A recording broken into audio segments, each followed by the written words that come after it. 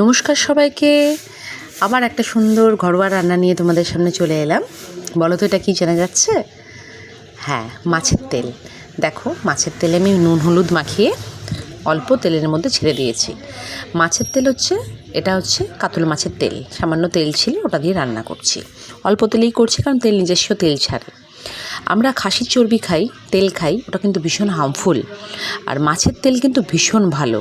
এটার মধ্যে ওমেগা 3 আছে, যেটা আমাদের হার্টের পক্ষে, আমাদের ব্রেনের পক্ষে, স্কিনের পক্ষে ভীষণ ভালো। হেলদি ওয়েতে খেতে হবে, অফকোর্স। হেলদি মানে সেদ্ধ না।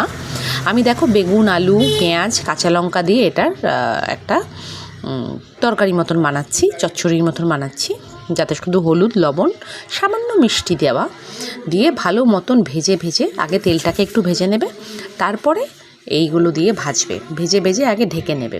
পরে আমি দেখো এখন এটার মধ্যে অ্যাড করব নুন, হলুদ, সামান্য 1 চামচ জিরের গুঁড়া আর একটু মিষ্টি দিয়ে এই দেখো কষাতে নিজেই কতটা তেল ছেড়ে দিয়েছে। দেখো একদম এটা সম্পূর্ণ মাছের তেল, সামান্য একটু আমার সর্ষের তেল ছিল। তো সুন্দরভাবে ঢেকে করবে। গরম ভাতে কিন্তু অসাধারণ লাগে খেতে, আর খুব ভালো। মাঝে মাঝে মাছের তেল খাওয়া খুব হেলদি। দেখো এটা দিয়ে তো আমার পুরো ভাত উঠে যাবে, আমি এতটাই পছন্দ করি। ভীষণ টেস্টি একটা খাবার। আর মাছের তেলটা যদি দেশি মাছের তেল হয়, কথাই নেই, দারুণ লাগবে খেতে। আশা করি তোমরা খুব পছন্দ করো খেতে। যারা খাও অবশ্যই আমাকে কমেন্টসে জানাবে কারা পছন্দ করো। এরকমই ঘরোয়া রান্না নিয়ে আমি রোজ তোমাদের সামনে আসবো। তোমরা আমাকে ভালোবাসা দিও। টাটা।